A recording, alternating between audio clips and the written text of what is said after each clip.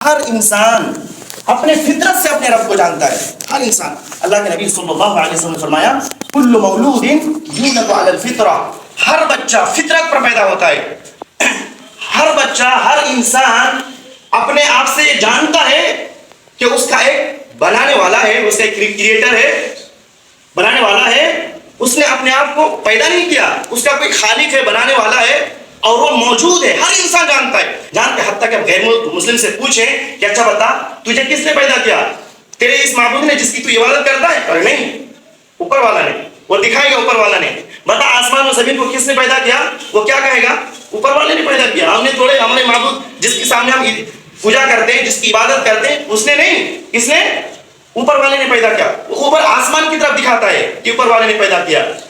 تو ہر انسان اپنی فطرت سے جانتا ہے. اس کے اندر یہ چیز ودیعت کر دیا اللہ تعالیٰ نے کہ اس کا ایک رب ہے جس نے اسے پیدا کیا. اس نے اپنے آپ کو پیدا نہیں کیا اور وہ پیدا کرنے والا موجود ہے. محترم حضرات, لیکن وہ ہے کہاں؟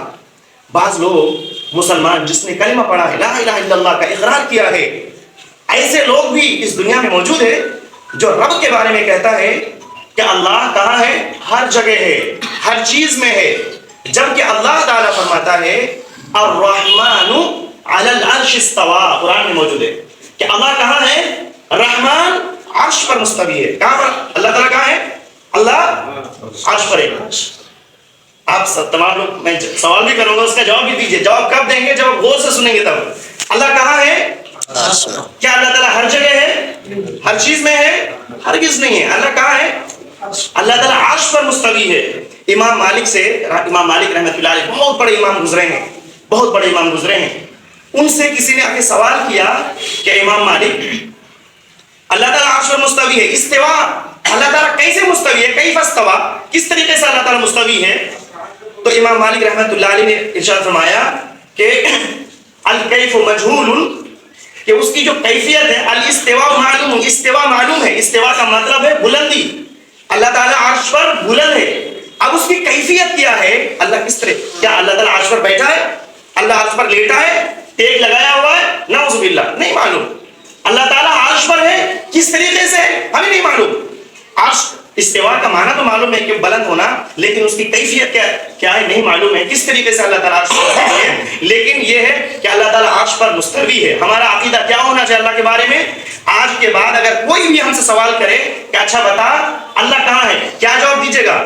اللہ تعالیٰ عرش پر مستوی ہے. ایسا بھی نہیں کہ اللہ عرش پر بیٹھا ہے, ایسا بھی نہیں اللہ عرش پر سویا ہے. کیا جواب دینا ہے؟ اللہ تعالیٰ عرش پر مستوی ہے. الرحمن علی العرش استوى, اللہ ہر جگہ نہیں ہے. امام ابو حنیفہ رحمۃ اللہ علیہ فرماتے ہیں کہ جو یہ کہے کہ اللہ تعالیٰ ہر جگہ موجود ہے وہ کافر ہے. کیا وہ کافر ہے؟ لیکن اب اپنے آپ کو حنفی کہنے والے بہت سارے, چاہے دیوبندی ہو, بریلوی ہو, سب حنفی کہتے ہیں اپنے آپ کو, سمجھنا. تو یہ لوگ کیا کہتے ہیں, ان کا عقیدہ کیا ہے؟ اللہ تعالیٰ ہر جگہ موجود ہے, ہر چیز میں موجود ہے, جبکہ کفری عقیدہ ہے.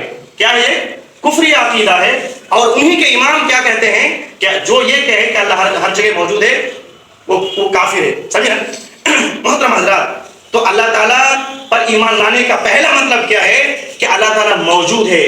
اور جو شخص بھی اس بات کو مانتا ہے اور جانتا ہے, یقین رکھتا ہے اللہ موجود ہے, اس کے لیے ضروری اور لازم ہے کہ وہ اس بات کا بھی اقرار کرے کہ جو رب موجود ہے وہی اکیلا کیا ہے؟ رب ہے. وہی اکیلا کیا ہے؟ رب ہے. ہم کیا پڑھتے ہیں نا الحمدللہ رب العالمین. رب کا کیا مطلب ہے؟ رب کا مطلب, رب کون ہے؟ رب وہ ہے جو خالق ہے, جو رازق ہے, جو تدبیر کرنے والا ہے. خالق کا مطلب کیا ہے؟ کہ جس نے ان تمام کائنات کو پیدا کیا. خالق کا مطلب پیدا کرنے والا, جس نے اکیلا تمام کائنات کو پیدا کیا, جو ہم دیکھ سکتے ہیں اور جنہیں ہم دیکھ نہیں سکتے ہیں. تمام چیزوں کو کس نے پیدا کیا؟ اکیلے اللہ تعالیٰ نے. اگر پوچھا جائے کس نے پیدا کیا تو جواب اس کا کیا ہونا چاہیے؟ اکیلے اللہ تعالیٰ نے. اس کا اس میں کوئی شریک نہیں ہے. دوسری چیز رب میں کیا ہے؟ رازق ہے. یعنی پوری کائنات میں جتنی بھی مخلوقات ہے, چاہے انسان ہو, جانور ہو, چرند ہو, پرند ہو, درند ہو, بڑے سے بڑے جانور ہو, چھوٹے سے چھوٹے ہو, چیونٹیاں ہو, سمندر کی مچھلیاں ہو, تمام کی تمام مخلوقات کو اکیلا اللہ تعالیٰ روزی دینے والا ہے. کہ کون ہے؟ اکیلا اللہ تعالیٰ روزی دینے والا ہے. اس میں اس کا کوئی بھی شریک نہیں ہے. سبحان اللہ، سمجھ میں آ گیا؟ تیسری چیز کیا ہے؟ رب میں تیسری چیز کیا موجود ہے؟ مدبر، یعنی تدبیر کرنے والا۔ اس کائنات میں جو کچھ بھی ہو رہا ہے رب العالمین کے حکم سے ہی ہو رہا ہے۔ یہ ہمارا کیا ہونا چاہیے؟ جیسے رات آتی ہے، دن چلا جاتا ہے، پھر دن آتا ہے، رات چلی جاتی ہے، یا کے بعد دیگرے جو آتے رہتے ہیں، اور اس کائنات میں جو تدبیر ہوتی ہے، کون تدبیر کرنے والا ہے؟ اکیلا اللہ تعالیٰ، اکیلا اللہ تعالیٰ، رب میں یہ چیز موجود ہے۔ اور جانتے ہیں جب اللہ کے نبی صلی اللہ علیہ وسلم جب لوگوں کو دعوت دے رہے تھے کہ اکیلے اللہ تعالیٰ کی عبادت کرو، تو جو کفار و مشرک تھے نا، وہ اس بات کا اقرار کرتے تھے، کفار مکہ، قریش اس بات کا اقرار کرتے تھے کہ اکیلا اللہ تعالیٰ پیدا کرنے والا، روزی دینے والا، نفع نقصان پہنچانے والا، حاجت روا، مشکل کشا، داتا، اکیلا اللہ تعالیٰ ہے۔ سمجھ رہے نا؟ وہ ان تمام چیزوں کو اقرار کرتے تھے۔ اور آج کل کا مسلمان جو اپنے آپ کو مسلمان کہتا ہے، کیا کرتا ہے وہ؟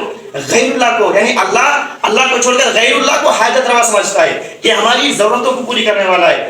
بابا کے سامنے جاتا ہے اور کہتا ہے بابا مجھے اولاد دے دے، بابا مجھے نوکری دے دے، میری روزی روٹی کا کوئی ذریعہ نہیں ہے۔ جبکہ کفار و مشرکین کو جب ایسی اولاد کی ضرورت پڑتی تھی، کوئی چیز کی ضرورت پڑتی تھی، خالصتاً اللہ کو پکارتے تھے۔ جب مدد کی ضرورت پڑتی تھی، جانتے ہیں جب سمندر میں کشتیاں چلتی تھی اور جب بڑی بڑی لہریں آنے لگتی تھی، مشرکین کس کو پکارتے تھے معلوم ہے؟ اکیلا اللہ تعالیٰ کو پکارتے تھے کہ اللہ تعالیٰ اگر تو نے ہمیں اس سے نجات دے دی تو ہم کیا کریں گے؟ تیری عبادت کریں گے۔ لیکن اللہ جب اس سے نجات دے دیتا تھا تو وہ کیا کرتے تھے؟ اللہ کے ساتھ پھر شرک کرنے لگتے تھے۔ لیکن آج کے بعض مسلمان کیا کرتے ہیں؟ جو لا الہ الا اللہ کا اقرار کرتے ہیں، وہ جب کسی مصیبت میں پڑتے ہیں تب بھی وہ کیا کرتے ہیں؟ غیر اللہ کو پکارتے ہیں۔ یا معین الدین چشتی لگا دے پار میری کشتی، کہیں اگر ان کی کشتی پھنستی ہے تو معین الدین چشتی کو پکارتے ہیں، اور یا علی مدد کر کے پکارتے ہیں۔ میرے بھائیوں، تو ہمیں کس کو پکارنا چاہیے؟ اللہ تعالیٰ کو۔ جب ہمیں ضرورت پڑتی ہے، کوئی مصیبت میں ہم پھنستے ہیں، اللہ تعالیٰ ہی اس مصیبت کو دور کرنے والا ہے۔ اللہ تعالیٰ اکیلا ہمیں اولاد دینے والا ہے، اور اس کا اقرار کفار و مشرکین بھی کرتے تھے۔ محترم حضرات، تو اس کے دلائل قرآن و حدیث میں موجود ہے۔ اور جو شخص بھی اس بات کا اقرار کرتا ہے کہ اس پوری کائنات کا رب اکیلے اللہ تعالیٰ ہے، اس کے لیے ضروری اور لازم ہے کہ جس کو وہ رب تسلیم کرتا ہے وہ کیا کرے؟ اسی کی عبادت کرے۔ اس کا حکم اللہ تعالیٰ نے قرآن مجید میں سورہ بقرہ میں اللہ نے فرمایا، یا ایھا الناس اعبدوا ربکم، اے لوگو اپنے اس رب کی عبادت کرو جس نے تمہیں اور تم سے پہلے لوگوں کو پیدا کیا تاکہ تم جہنم کے عذاب سے بچو۔ میرے بھائیوں، اس کائنات میں سب سے بڑا اور سب سے پہلا حق کس کا ہے معلوم ہے؟ یہ سب جاننا ضروری ہے میرے بھائی۔ ہم پر اللہ تعالیٰ کا کیا حق ہے؟ حق اللہ علی عبادی۔ اللہ کے نبی صلی اللہ علیہ وسلم نے حضرت معاذ رضی اللہ عنہ سے پوچھا، اے معاذ، اچھا بتا اللہ تعالیٰ کا بندوں پر کیا حق ہے؟ تو معاذ رضی اللہ عنہ نے کیا فرمایا کہ اللہ و رسول عالم، اللہ اس کے رسول بہتر جانتے ہیں۔ تو آپ صلی اللہ علیہ وسلم نے فرمایا، حق اللہ علی عبادہ ان یعبدوہ ولا یشرکوا بہ شیئا۔ اللہ کا بندوں پر یہ حق ہے کہ بندہ اکیلے اللہ کی عبادت کرے اور اس کے ساتھ کسی کو شریک نہ ٹھہرائے۔ محترم حضرات، شرک کسے کہتے ہیں معلوم ہے؟ شرک یاد رکھے گا، ہمیشہ کے لیے یاد رکھے گا، ہمیشہ کام آئے گا۔ شرک کسے کہتے ہیں؟ لوگ صرف کہتے ہیں کہ شرک مت کرو، شرک مت کرو، لیکن اس کا ڈیفینیشن نہیں بتاتے۔ اگر آپ اس کو یاد کر لیں گے نا تو پھر ہمیشہ آپ سمجھ پائیں گے کہ شرک یہ ہے، توحید یہ ہے۔ شرک کہتے ہیں اللہ تعالیٰ کے جو بھی حقوق ہیں، اللہ تعالیٰ کے جو بھی حق ہے، جیسے نماز پڑھنا، نماز ہم پڑھتے ہیں اللہ کے لیے پڑھتے ہیں نا، روزہ رکھنا، حج کرنا، زکات دینا، صدقہ و خیرات کرنا، دعا کرنا، مدد طلب کرنا، اولاد مانگنا، یہ کس کا حق ہے؟ اللہ کا حق ہے نا۔ تو اللہ تعالیٰ کے جو بھی حقوق ہیں اکیلے اللہ تعالیٰ کو دینا، اب یہ کیا توحید ہے۔ لیکن شرک کیا ہے؟ شرک یہ ہے کہ اللہ تعالیٰ کے حقوق میں سے کوئی بھی حق کس کو دینا؟ غیر اللہ کو دینا۔ مثال کے طور پر سجدہ کس کے لیے ہونا چاہیے؟ ہم جو سجدہ کرتے ہیں کس کے لیے سجدہ ہونا چاہیے؟ اکیلے اللہ تعالیٰ کے لیے ہونا چاہیے۔ لیکن اگر کوئی شخص غیر اللہ کے سامنے، یعنی کسی انسان بزرگ کے سامنے سجدہ میں گر جائے تو کیا یہ شرک ہے۔ اور آج مسلمان کر رہا ہے کہ نہیں کر رہا ہے؟ جو اپنے آپ کو مسلمان کہتا ہے وہ غیر اللہ بابا کے سامنے یا مزار کے سامنے سجدہ کرتا ہے یا نہیں کرتا ہے؟ آپ لوگ جانتے ہیں نا؟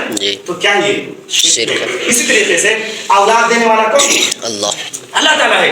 اللہ تعالیٰ کا حق ہے یہ کہ بندہ اللہ تعالیٰ ہی سے اولاد مانگے، اپنی ضرورتوں کو پوری اللہ تعالیٰ ہی کے سامنے رکھے کہ اللہ میری ضرورت ہے تو پوری کر۔ لیکن اگر لوگ غیر اللہ سے اولاد مانگنے لگے تو کیا یہ شرک ہے۔ تو میرے بھائیوں، جتنے بھی اللہ تعالیٰ کے حقوق ہے تمام انسانوں کے لیے ضروری اور لازم ہے کہ اکیلے وہ اللہ تعالیٰ کا جو حق ہے اکیلے اللہ تعالیٰ کو دے، اسے کہتے ہیں توحید۔ اور جو شخص بھی مطلب اللہ تعالیٰ کو رب مانتا ہے، اس کے لیے ضروری ہے کہ اکیلے اللہ تعالیٰ کی عبادت کرے۔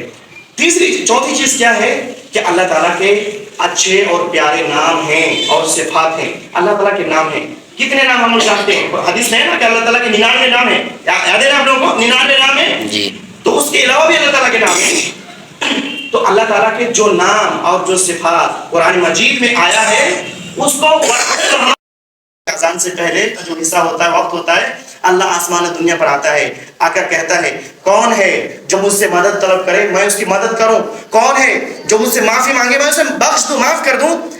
تو اللہ تعالیٰ آتا ہے۔ تو اللہ تعالیٰ کس طریقے سے آتا ہے؟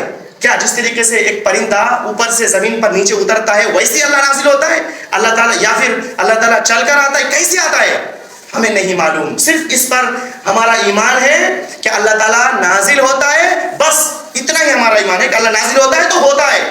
اب کیا ہے، بعض لوگ کیا کہتے ہیں اس میں کہ اللہ نازل ہوتا ہے کا مطلب یہ ہے کہ اللہ تعالیٰ کی رحمتیں نازل ہوتے ہیں، یعنی اس میں تشریح کرنے لگتے ہیں۔ تو یہ کیا ہے؟ یہ غلط ہے۔ یہ کیا ہے؟ یہ غلط ہے اور یہ گمراہ راستے ہیں۔ اللہ تعالیٰ کے جو نام اور جو صفات قرآن اور حدیث میں بیان ہوئے ہیں اس پر ہمارا ایمان ہے، کما یلیق بجلالہ سبحانہ و تعالیٰ، ویسے ہی جیسے رب العالمین کے شان کے مطابق ہے۔ محترم حضرات، آج کے اس درس میں ہمیں کچھ مطلب یاد رہنا چاہیے نا، ہم نے جو سنا ہے مختصر کیا ہے؟ مختصر یہ ہے کہ ہم کہتے ہیں کہ ہمارا اللہ تعالیٰ پر ایمان ہے، تو اس کا مطلب کیا ہے؟ اس کا مطلب کیا ہے؟ اس کا مطلب یہ ہے کہ اللہ تعالیٰ موجود ہے، ہمارا دل سے یہ یقین ہے کہ اللہ تعالیٰ کیا ہے؟ موجود ہے۔ اور اللہ دوسرا کیا ہے؟ اللہ تعالیٰ واحد رب ہے، یعنی اکیلے اللہ تعالیٰ ہی رب ہے، اور رب کی تشریح آپ نے سنا اگر یاد ہے تو۔ اور تیسرا کیا ہے؟ اکیلا اللہ تعالیٰ معبود ہے، یعنی جتنی بھی عبادات ہو سکتی ہے اکیلا اللہ تعالیٰ ہی کے لیے بجا لانا ہے، غیر اللہ کے لیے نہیں۔ چوتھا کیا تھا کہ اللہ تعالیٰ کے جو نام اور صفات ہیں، اللہ تعالیٰ کے اچھے اچھے نام اور صفات ہیں، اس پر ہمارا کیا ہے؟ ایمان ہے۔ یہ 4 چیزیں ہیں اور پھر اس کی مختصر میں نے تشریح کی ہے۔ اللہ تعالیٰ سے دعا ہے اللہ تعالیٰ ہمیں ان چیزوں کو صحیح سے سمجھ